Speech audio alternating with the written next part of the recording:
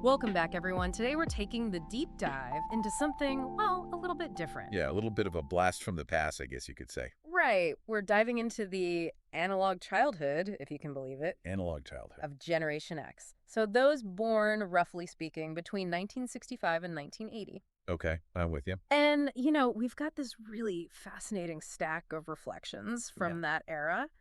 And our kind of mission here is to explore what exactly shaped their world, their experiences before Before the internet.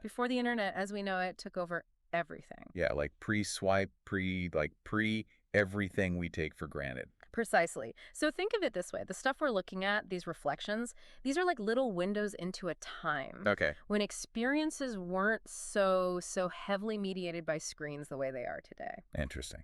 So the real heart of this deep dive for you listening is to consider this. Okay. What can we learn living in this like super hyper-connected world All right. from a childhood that wasn't so steeped in digital technology? I like it. Okay, let's go back in time. go back in time. Paint a picture for everyone listening. Okay. Imagine a world, right, without that constant barrage of swipes, of notifications, of pings and dings. pings and dings. Yeah. Everything Tricky. demanding your attention. Imagine, just picture, if you will, that entertainment, right? Yeah. It wasn't something you could just instantly access, on demand. Right. Connection with others required, I don't know, More effort.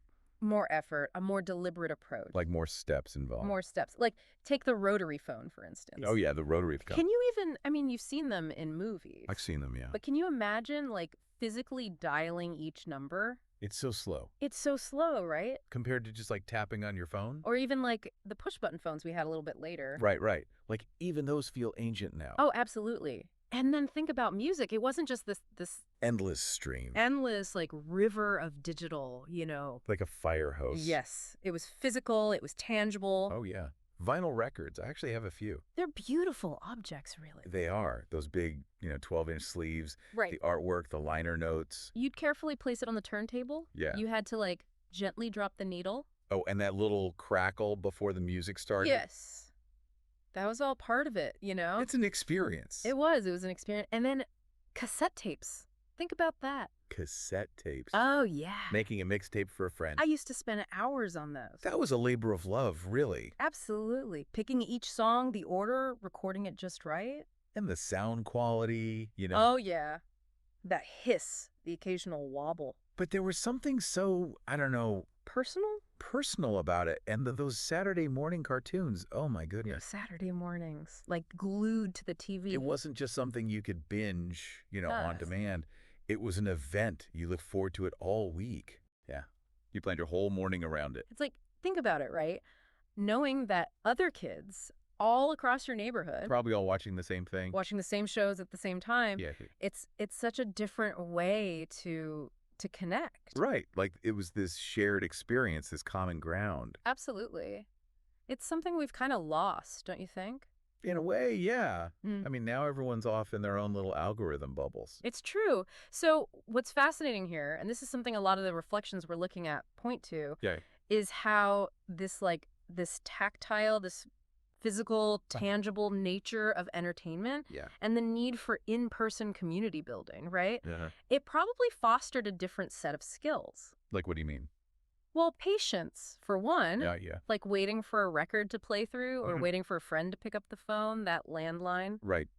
No instant gratification. No, it wasn't just about speed and efficiency, It's true. Like, Uh, even compared to, dial-up internet, which came later, Right. this was a whole other level of patience.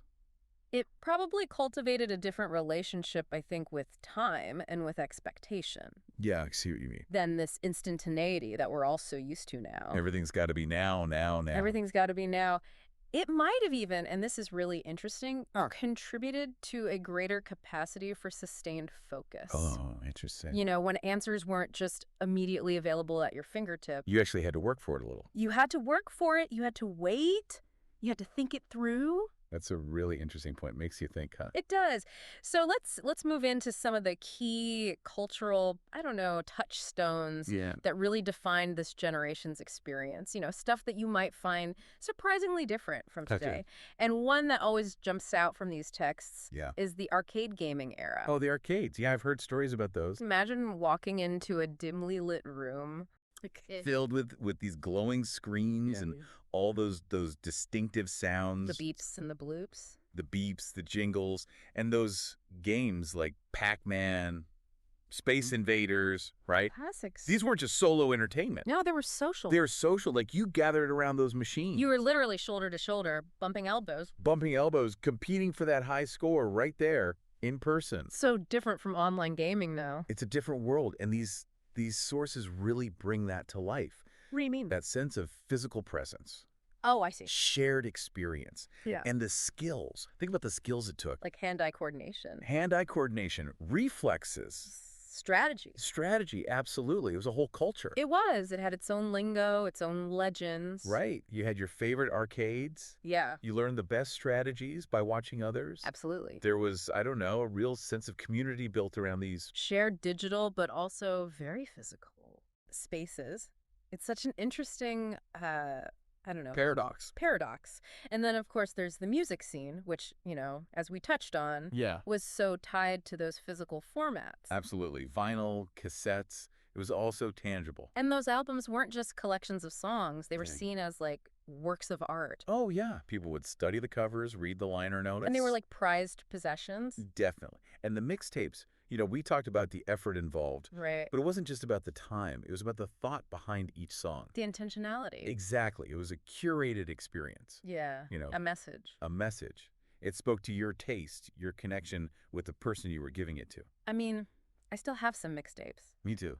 It's like a little time capsule. It's a snapshot, right? It is. Of a moment, a feeling. That effort, I think, really made the gesture so much more significant. Yeah, than just, sharing a Spotify playlist. Or a link. Yeah. There's no heart in that.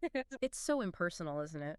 And don't forget about, calling into radio stations. Oh, yeah. Hoping they'd play your request. And maybe you'd even dedicate it to someone, right? Oh, that was the ultimate. The anticipation of hearing it, knowing other people were listening to it. You're on the radio. It was this shared experience. Absolutely. A communal thing. Communal. And those bands, like the Rolling Stones, the Clash, often discovered through these very tangible means, right? They provided like the soundtrack to this era. The soundtrack to a generation. And if we connect this to the bigger picture here, music wasn't just background noise back then. It was central to your identity. To social connection. You bonded with people over your shared musical taste. Absolutely. And it wasn't just what you heard on the radio. Right. It was about borrowing a friend's vinyl, that carefully crafted mixtape. Right. And this shared experience of discovering and consuming music in this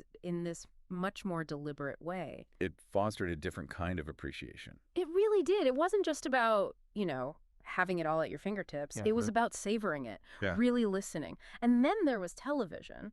Not, hundreds of channels to scroll through. No, not at all. But a handful of networks. A handful. Leading to these really, widespread, shared family viewing experiences. Like everyone was watching the same thing. Right. Shows like The Brady Bunch, Gilligan's Island. Oh, yeah, those are classics. These shows became deeply ingrained in the cultural consciousness. Like touchstones. Touchstones. Everyone, or at least a huge chunk of the population, watched the same episodes. At the same time. And they could discuss them the next day, at school, at work. It was water cooler talk before water coolers, basically. Exactly. It created this sense of collective, cultural reference points. Yeah. That's so much more fragmented today. With streaming and personalized recommendations, it's a different world. It's hard to even imagine now. Okay, let's shift gears for a sec. Okay. And talk about some of the pioneers, the influencers who were, at work during this time, planting the very, very early seeds, right, for the digital age. I see where you're going with this. That would eventually transform everything.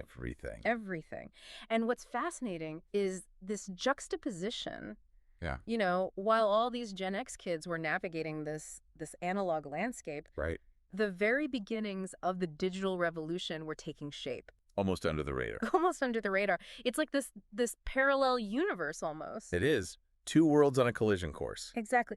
Think about Steve Jobs and Steve Wozniak. Apple. Apple. The creation of the Apple I in 1976. Right in the middle of all this. Right in the thick of it. This was a relatively quiet Yeah. but monumental Okay. step. It's like one of the texts we've got. It uses this beautiful metaphor. It's like the first tiny sprout Oh, wow. pushing through the soil. I like that. And they might not have known it then. Yeah. But that little invention, that sprout, The seed of the future. the seed of everything we have in our pockets, on our desks, all around us today. That's crazy to think about. It is. And then, on the entertainment front, we had some serious magic happening. Yeah. Cinematic magic. Oh, you mean like Spielberg, Lucas? Spielberg, Lucas. They weren't just making movies, they were crafting myths, shared cultural myths. On a grand scale. On a grand scale. Yeah. Films like E.T., Star Wars. Those are generational. Generational. These weren't just passively watched. Yeah. They were experienced. Going to the theater was an event. And these stories, they sparked imaginations. They became And common ground. Common ground, yeah. For everyone. You went to the theater. It was a big outing. Oh, yeah. You talked about it for weeks afterward. You reenacted scenes. We used to make our own lightsabers out of wrapping paper tubes. Right. These films, they created these really powerful shared cultural moments. Moments that everyone was in on. Exactly. So this brings us to a really interesting point, for you listening. Okay. Consider the analog roots Of the digital age. of the digital age. It's like this fascinating paradox. How did a generation Right. that was so steeped in this analog world Totally. not only adapt to, Yeah. but contribute so heavily? For this digital revolution. That seems like a big leap. It does. They didn't grow up with the internet in their hands. Well. Yet they were instrumental in its development and its adoption. So how did they bridge that gap? It speaks to, I think, a certain adaptability, Yeah. and maybe even more like fundamental problem-solving skill. I see what you mean. Possibly honed by the limitations, And constraint. the constraints of the analog world. Like, they had to figure things out. They could just Google it. They couldn't just Google it. And there's this real DIY ethos. DIY ethos. I like that. That seems to have emerged so strongly from that era. Yeah. If you wanted something, You had to build it. you had to build it, fix it, figure it out yourself. There's no app for that. There was no app for that. And that creativity, that resilience, that hands-on approach, Those are invaluable even today. especially today, as some of these sources point out, Okay. this mindset seems to have profoundly influenced, the early days of personal computing, the internet itself. It's like they laid the groundwork. They did. And speaking of that DIY ethos, Yeah. the text actually highlights how many of today's tech innovators, like Okay. even someone like Elon Musk, Oh, wow. have cited the creativity and resourcefulness of the Gen X era as a key inspiration. That's wild. Like, that's a direct link. It is. It's a direct link between these seemingly disparate worlds. That's so cool. Okay, so for everyone listening Yeah. who may be feeling a little nostalgic A little bit or even curious. about this pre-digital world. Yep. Let's talk about some practical ways to embrace a little bit of that analog vibe today. Okay, I like this. It's not about abandoning your digital life, Right.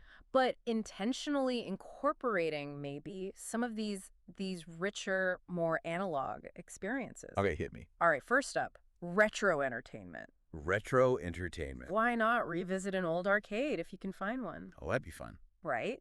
Or set up a retro gaming night with friends. Yeah, dust off those old cars. Dust off those old consoles, or even explore, emulators Emulate. for a taste of those classic games. With a little digital window to the past. Exactly. It's just a fun way to experience a different kind of entertainment, Yeah. One that involved being physically present With others. with others. No headsets, no screens in your face. Just good old-fashioned fun.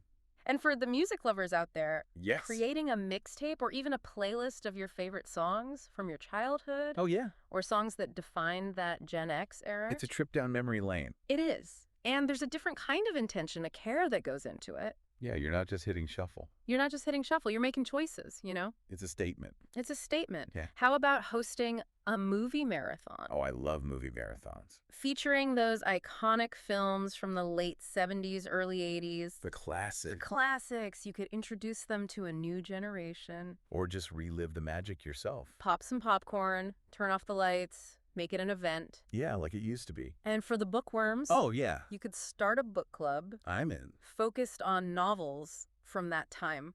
It's a great idea. It's a chance to revisit those stories, with more mature eyes. Right. And share the experience of reading and discussing them with others. That's real connection. Real connection. And don't forget about, the simple pleasure Oof. board games. Board games, yes. Classics like Monopoly, Scrabble, Yeah. Clue. These are fantastic ways to engage in some face-to-face interaction, competition. Friendly competition. Friendly competition. And you know what? What? No screens. No screens. I like it. It forces a different kind of engagement. Social dynamic. Social dynamic. Now, here are a couple of more maybe outside-the-box ideas Okay, imagery. from the stuff we've been looking at.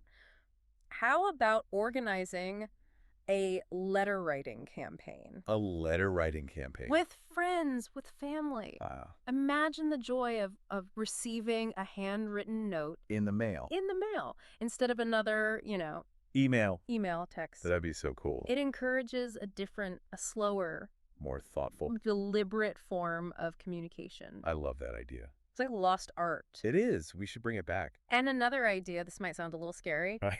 a digital detox weekend. Oh, wow.